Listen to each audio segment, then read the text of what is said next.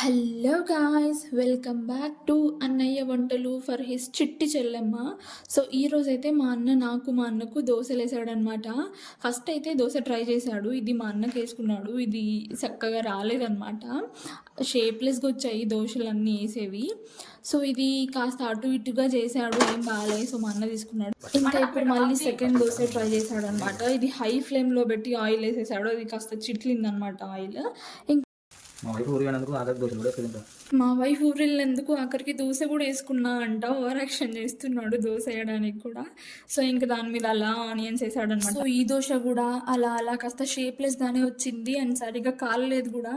So నార్మల్గా నాకు మా అన్నకు పెద్దగా దోశలు వేయడం రాదు. మేము ఎప్పుడు ఇంట్లో ఎక్కువగా ట్రై చేయలేదన్నమాట. ఎప్పుడు వేసినా మాకు మా వదిన చేసి ఇచ్చేదనమాట. మంచిగా తినేవాళ్ళం. నేను మా అన్న మా వదిన మంచిగా చేస్తుండే. సో ఇప్పుడు ఇలా మేము కాలని దోశలు చేసుకొని తినాల్సి వస్తుంది. ఇంకా మళ్ళీ ఇప్పుడు థర్డ్ అటెంప్ట్ అనమాట. ఫైనల్గా ఈ దోశ అయితే కాస్త మంచిగా రౌండ్గా వచ్చింది, చూడడానికి మంచిగా. ఇంకా ఈ దోశ మీద కాస్త కారం అలా డెకరేట్ చేశాడనమాట. అన్నిటికంటే ఈ దోశ కాస్త రౌండ్గా చూడడానికి మంచిగా వచ్చిందని నేను మా అమ్మకి చెప్తున్నా.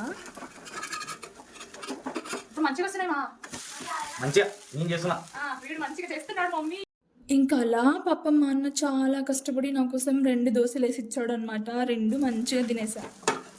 Thank you brother.